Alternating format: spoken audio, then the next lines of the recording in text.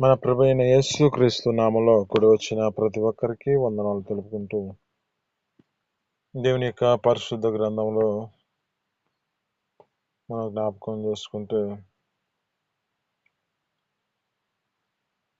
Mark సువార్త 5వ అధ్యాయం 27వ వచనం మనం చదువుకుందామండి. మార్కు సువార్త 5వ అధ్యాయము 27వ వచనం.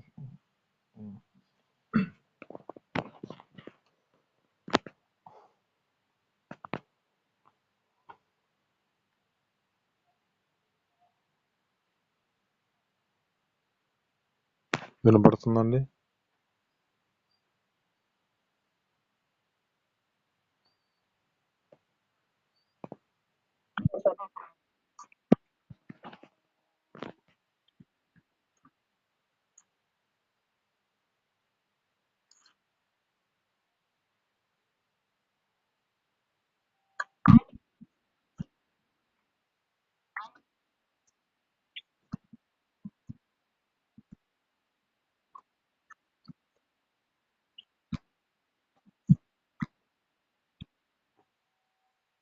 ఇక్కడ ఉన్న మాటల్లో జ్ఞాపకం చేసుకుంటే, ఇక్కడ ఒక వ్యక్తి మనకు కనబడుతున్నాడు.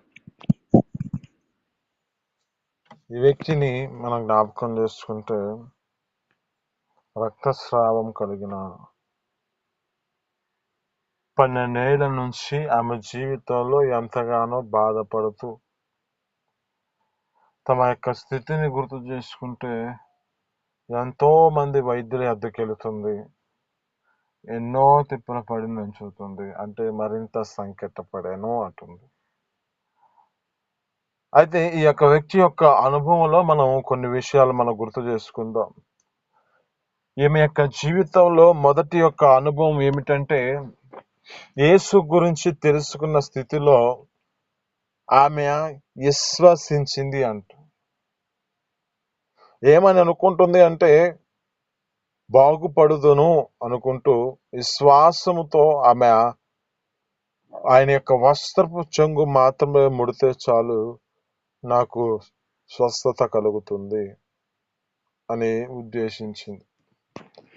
ఇక్కడ జ్ఞాపకం చేసుకుంటే, ఈమె యొక్క జీవితంలో మొదటి అనుభవం, మొదటి యొక్క స్థితి ఎప్పుడైతే ఒక యేసు గురించి తెలుసుకున్న అనుభవం చూడండి, ఎంతో గొప్పమైన స్థితిలో ఉన్నది. తన యొక్క స్థితిని గుర్తు చేసుకుంటే, ఒక దైవజనులకి ప్రార్థన, అంటే ఆ దైవజనులకు చెప్పి ప్రార్థన చేసుకోవాల్సిన స్థితిలో ఉండవలసిన వ్యక్తి, ఇంకా ఆమె యొక్క గొప్ప అనుభవం ఏమిటి అంటే, అలాంటి స్థితిలో ఉండవలసిన ఇంకా ఆమె ఏమనుకుంటుంది అంటే, వస్త్రపు చెంగు మాత్రమే ముడితే చాలు, నేను ఈ యొక్క స్వస్థత పొందుకుంటా, నేను ఈ యొక్క దాని నుంచి విడుదల పొందుకుంటానని ఆలోచిస్తూ విశ్వాసము చేత నడిపించబడుతున్న స్థితి. ఈమె యొక్క విశ్వాసము బాగుపడుదును అని ఆలోచన చేత అక్కడికి వెళ్ళి ఆ యొక్క ప్రభువైన యేసుక్రీస్తు ఆ జన సమూహముతో కూర్చొని, ఆ యొక్క జన సమూహంలో ఆయన నిలబడి వాక్కులు బోధిస్తున్న సమయంలో అక్కడ ఉన్న ఆ స్థితిలో జ్ఞాపకం చేసుకుంటే, ఆమె ఆయన యొక్క వస్త్రాన్ని ముట్టుకొని ఆమె బాగుపడినట్లుగా మనం కనబడుతూ ఉంది. అంటే ఈ మొదటి అనుభవంలో ఆమె జీవితంలో ఏం కలిగిందంటే, ఈ శ్వాసము చేత నింపబడినదిగా మార్చబడింది. అలా జ్ఞాపకం చేసుకుంటే, అంటే ఈ యొక్క పరిశుద్ధ గ్రంథంలో దేవుడు ఒక గొప్పగా మెచ్చుకున్న స్థితిలో 2 విధాలుగా ఉంటూ ఉన్నాయి. అంటే ఒక స్థితిని గుర్తు చేసుకుంటే, ఒక ఆమె ఆయన వద్దకు వస్తుంది, వచ్చి అయ్యా మా కుమార్తె బలహీనమైన స్థితిలో ఉంది, మా యొక్క కుమార్తెను స్వస్థపరచు అంటూ ఉన్నది. ఆయన ఆత్మీయత రీతిలో మాట్లాడుతూ ఉన్నాడు. అమ్మా, ఇది కుక్క పిల్లలకు వేయటం అర్థం కాదు అంటున్నాడు. అసలు అక్కడ జ్ఞాపకం చేసుకుంటే ఆమెని ఆ యొక్క స్థితిని బట్టి నేను వచ్చింది ఇశ్రాయేలు ప్రజలకు రక్షణ కోసమే వచ్చానని చెప్పి మాట్లాడుతూ ఉంటాడు. అయితే ఇక్కడ జ్ఞాపకం చేసుకుంటే ఆమె విశ్వాసము చేత నడిపించబడిన స్థితిలో ఉంటుంది. అయితే ఇక్కడ ఈ వ్యక్తి యొక్క జీవితంలో కూడా అదే శ్వాసము చేత నింపబడింది. ఏ మాత్రం ఈమె ఏమనుకుంటుందంటే, అంతగా తన జీవితంలో భేదకరమైన స్థితిలో అనేక మంది వైద్యులకు వెళుతూ ఉన్న స్థితులను బట్టి ఆమె జీవితంలో 12 ఏళ్ల యొక్క స్థితిని బట్టి 12 ఏళ్ల నుంచి సంవత్సరాల నుంచి ఆమె ఆ బాధ వేదనకరమైన పరిస్థితిలో ఉన్న ఏ మాత్రం విముక్తి పొందుకోలేని పరిస్థితిలో ఉన్నప్పుడు ఒక గొప్ప దేవుడిని గురించి తెలుసుకుంది. ఆ గొప్ప దేవుడిని గురించి తెలుసుకుని ఆయన యందు విశ్వాసం ఉంచింది. ఆమేన్. హల్లెలూయా. ఈమె మొదటి యొక్క అనుభవం ఏమిటంటే విశ్వాసం చేత నింపబడిన స్థితి. అయితే ఇక్కడ ఒక మాట చూస్తున్నమాట, అంటే ఇప్పుడు ఒక కుమార్తెకు బలహీనతమైన స్థితిలో ఉన్నప్పుడు ప్రార్థించమని అడుగుతున్నామా? ఏ స్థితికి వచ్చినదంటే, ఇంత ఇంత ఇశ్రాయేల్ ప్రజల్లో కూడా ఇంత విశ్వాసాన్ని నేను చూడలేదు అంటూ ఒక సాక్ష్యాన్ని చెబుతోంది. ఇప్పుడు ఈ దినం మనం మీతో మాట్లాడుతున్న మాటను బట్టి మన జీవితాల్లో కూడా దేవుని పట్ల మన యొక్క విశ్వాసం ఎలా నడిపించబడుతున్న స్థితి ఉంది. ఒక బలహీనమైన పరిస్థితిలో ఉండొచ్చు. నీ స్థితిని బట్టి నువ్వు ఏదో ఒక సమస్య చేత నింపబడుతున్న స్థితిలో ఆ దేవుని యందు ఒక విశ్వాసము చేత నడిపించబడుతూ ఉన్న స్థితిలో ఉంటున్నావా? ఆ జీవితంలో నడిపించబడుతున్న స్థితి ఉంటుందా? ఇవి ఎంతగా విశ్వాసం చేత నింపబడిందో అలాంటి స్థితిలో మన యొక్క జీవితాల్లో కూడా విశ్వాసములో నిలబడగలుగుతూ ఉన్నామా? అయితే ఇక్కడ ఈ యొక్క రెండో అనుభవం ఏమిటంటే, ఈమె జీవితంలో రక్షణ పొందినట్లుగా, అంటే ఆమెకి సమాధానం కలిగినట్టుగా కనపడుతూ ఉంది. అంటే స్వస్థత, ఒక స్వస్థత కలిగిన స్థితిలో ఉన్నది ఈమె. ఎలా చెప్పగలము అంటే, నీవు సమాధాన గలవై పొమ్ము అంటూ ఉంటాడు ప్రభు అయిన యేసుక్రీస్తు.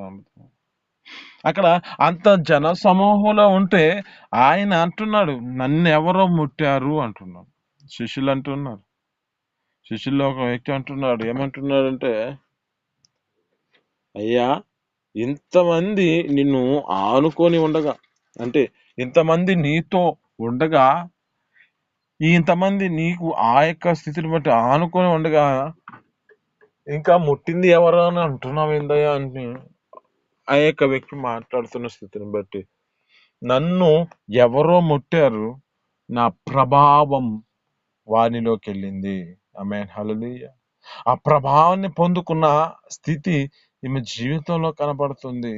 12 సంవత్సరాలు ఆమె జీవితంలో బాధ వేదనకరమైన స్థితిలో ఉన్న వ్యక్తి జీవితంలో, ఆమె యొక్క జీవితంలో రెండో అనుభవం ఏమిటంటే రక్షణ. ఈమె రక్షణ పొందుకున్నట్లుగా, అంటే స్వస్థత పొందుకున్నట్లుగా కనబడుతుంది. ఈమె జీవితంలో యొక్క స్థితిని గుర్తు చేసుకుంటే స్వస్థత పొందుకొని నడిపించబడుతున్న వ్యక్తిగా కనబడుతుంది. అప్పుడు అడుగుతున్న సమయంలో జ్ఞాపకం చేసుకుంటే మూడో అనుభవం ఏమిటంటే, ఈమెలో సాక్షార్థమై జీవించడానికి తను దేవుని ఎదుట తను కనపరుచుకుంటుంది. అయ్యా నేను ఇలా అనుకున్నాను, నేను నీ యొక్క వస్త్రం మాత్రమే ముడదామని అనుకుంటూ నేను నడిపించబడ్డాను, నేను స్వస్థత పొందుకుంటున్న ఆలోచన చేత శ్వాసించి నేను నీ యొక్క వస్త్రం మాత్రం ముట్టానయ్యా అని చెప్పి చెబుతూ ఉన్న స్థితి, అంటే సాక్షిగా నిలబడతాను. ఒకటి, మనము ఈమెలాగే మన యొక్క విశ్వాసము గొప్పగా ఉండాలి. రెండు, మన జీవితాలలో స్వస్థతను పొందుకున్న స్థితిలో మన జీవితాల్లో ఉన్న స్థితి మన జీవితాల్లో ఉండాలి. మూడు, మన యొక్క జీవితాలలో ఆ యొక్క స్వస్థత పొందుకున్న నీ స్థితిని బట్టి సాక్షార్థమై జీవించే స్థితిలో నువ్వు నడిపించబడాలి. ఇక్కడ ఈ విషయంలోనే అనేక మంది త్రోవ తప్పుతున్న పరిస్థితి. రక్షణ అయితే ఆ యొక్క, అంటే స్వస్థత అయితే పొందుకుంటూ ఉంటారు, దేవుళ్ళు అనేకమైన మేలులు అనుభవిస్తూ ఉంటారు, కానీ అనుభవించిన మేలుకు తగిన జీవితం, సాక్ష్యం అనేది ఉండలేని పరిస్థితిలో ఉంటూ ఉంటారు. కానీ ఈమె జీవితంలో జ్ఞాపకం చేసుకుంటే అక్కడున్న స్థితిని బట్టి, అయ్యా నేను ఇలా అనుకున్నాను, ఇలాగ నేను స్వస్థపరచబడ్డాను అని చెప్తుంది. అప్పుడు ఆమె యొక్క జీవితంలో జ్ఞాపకం చేసుకుంటే దేవుడు అంటున్నాడు, నా కుమారి, ఆమెను పిలిచి ఆమెతో మాట్లాడుతూ ఉన్నాడు. ఏమని మాట్లాడుతున్నాడంటే, నీవు సమాధాన గాలదానివై పొమ్ము అంటున్నాడు. అంటే ఈమె యొక్క 4వ అనుభవం ఏమిటంటే, ఈమె సమాధానకరమైన స్థితికి వచ్చింది. అంతకుముందు తన జీవితంలో ఒక సమాధానం లేని పరిస్థితి. అంతకుముందు తన జీవితంలో ప్రతిదానికి సందేహపడుతూ తన జీవితంలో ఏ స్థితిలో ఉన్నదంటే, ఇలాంటి సమాధానకరమైన పరిస్థితుల్లో లేదు. కానీ ఈ యొక్క 4వ అనుభవంలో జ్ఞాపకం చేసుకుంటే, ఆమెతో దేవుడు మాట్లాడుతున్న మాటను బట్టి ఆమె జీవితంలో ఒక సమాధానకరమైన స్థితి కలిగింది. 1, దేవుని యందు విశ్వాసం ఉంచింది. 2, రక్షణ పొందుకున్నది, స్వస్థత పొందుకున్నది. 3, ఆమె జీవితంలో ఆ దేవుని ఎదుట సాక్షిగా నిలబడుతుంది. 4, ఆమె జీవితంలో ఏం చేయబడిందంటే, ఆయన ద్వారా ఒక సమాధానకరమైన స్థితిని తీసుకొచ్చుకుంది. కనుక ఆమె యొక్క జీవితంలో ఎలాంటి స్థితి కలిగిందో అంటే, అంతకుముందు తెలియదు, దేవుడి గురించి తెలిసినా కాదు. మరి ఆమె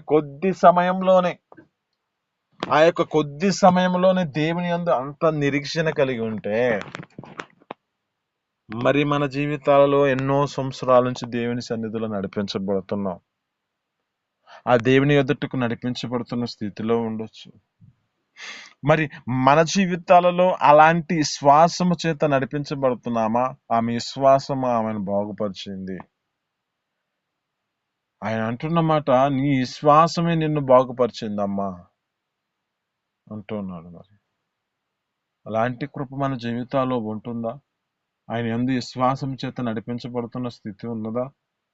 లేక విశ్వాసములో నీ జీవితంలో ఒక నిరీక్షణ చేత కొనసాగించబడలేని పరిస్థితుల్లో ఉన్నావా? ఒక యోబు భక్తుడు ఎంతగా విశ్వాసం ఉంచాడో, అతని జీవితంలో ఆ యొక్క స్వస్థత లేని పరిస్థితుల్లో తన జీవితం నడిపించబడుతున్న పరిస్థితి ఎంత బాధాకరమైన పరిస్థితిలో ఉన్నాడంటే, ఆయన ఒక పెంకులతో ఆ యొక్క పుల్లను ఆ యొక్క గీక్కుంటున్న పరిస్థితిలో కలిగి ఉన్న స్థితి అది. అంత వేదనకరమైన పరిస్థితుల్లో ఉన్న వ్యక్తి దేవుని ఎదుట ఒక గొప్ప విశ్వాసం చేత నింపబడిన వాడిగా ఉన్నాడు. ఎంత వేదనకరమైన పరిస్థితి. తన జీవితంలో జ్ఞాపకం చేసుకుంటే, ఇంకెందుకు ఈ బ్రతుకు అనే ఆలోచన చేత నడిపించబడవలసిన పరిస్థితి అది. ఆమె మాట్లాడుతుంది, తన యొక్క భార్య ఆమె మాట్లాడితే, ఎందుకయ్యా ఈ జీవితం నీకు? దేవుని వదిలిపెట్టు, దేవుణ్ణి దూషించి ఆ యథార్థతను విడిచిపెట్టేసి మరణంగా అంటుంది. ఆ మాట చూడండి. అంటే అక్కడున్న ఆ అనుభవాన్ని ఆమె అనుభవించింది. అంటే ఆయన చేస్తున్న ఆయన అనుభవిస్తున్న ఆ యొక్క స్థితి, బాధను చూసింది ఈమె. ఈ బాధ, వేదనకరమైన స్థితిని చూసి, ఎందుకు ఈ జీవితం నీకు, ఇంక ఎందుకు ఈ యొక్క స్థితిని బట్టి ఆయన దేవుణ్ణి దూషించు, ఆ మరణంకా, ఆ యథార్థతను విడిచిపెట్టు అంటుంది. ఆయన అంటున్నాడు కదా, ఏమంటున్నాడు? ఆయన గొప్ప మేలు చేత అనుభవించినప్పుడు, ఆయన మేలు చేసినప్పుడు బాగానే అనుభవించాం కదా, మరి కీడు కూడా అనుభవింపుతుందా కదా? దేవుడు మన పట్ల ఉద్దేశించిన సంగతులలో మనకి ఊహించలేని కార్యములు. ఒక్కొక్కసారి సమయం ఆలస్యం అయిపోతుంది. ఒక్కోసారి కొన్ని సంవత్సరాలే పట్టొచ్చు, కొన్ని నిమిషాలు పడతాయి, కొన్ని నెలలు పట్టొచ్చు. కానీ దేవుడు చేయవలసిన కార్యం చేస్తాడు. అయితే మనం విశ్వసించిన విశ్వాసములో మనం దేవుని ఎదుట ఎన్ని సంవత్సరాలైనా దాని కొరకు మనం వేచి చూడాలి. ఆయన ఎందుకంటే ఆయన ఇచ్చే బహుమానం ఎంతో గొప్పది. నీకు ఆలస్యం అవుతుందని నువ్వు బాధపడుతూ ఉండొచ్చు.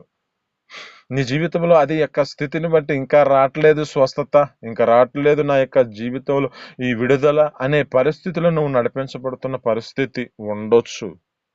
కానీ ఈ దినం నీతో మాట్లాడుతున్న మాటను బట్టి ఎన్నో సంవత్సరాల నుంచి నువ్వు బాధపడుతున్న బాధకు దేవుడు తగిన సమయంలో నీకు ఒక సమాధానాన్ని అనుగ్రహించడానికై దేవుడు ఆ యొక్క ఉద్దేశాలను మనం వేళ నెరవేర్చడానికై మనతో ఈ దినం మాట్లాడుతున్నాడు.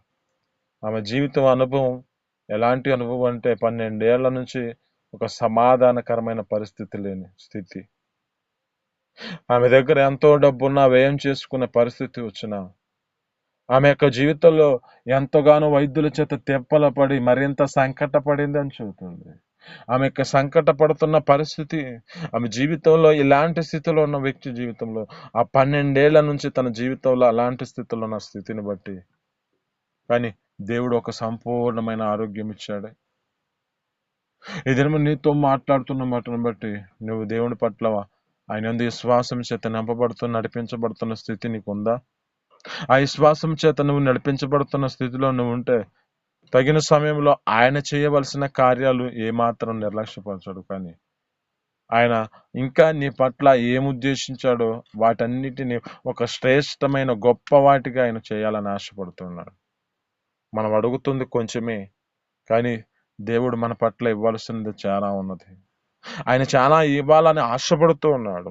కనుక అతి కృప మన జీవితాలలో ప్రతి విషయాలలో అలాంటి కృపను మనం దయచేస్తూ ఆయన సన్నిధిలో మనం ఆ యొక్క మేలును అనుభవించే వారిగా మార్చబడదుము గాక.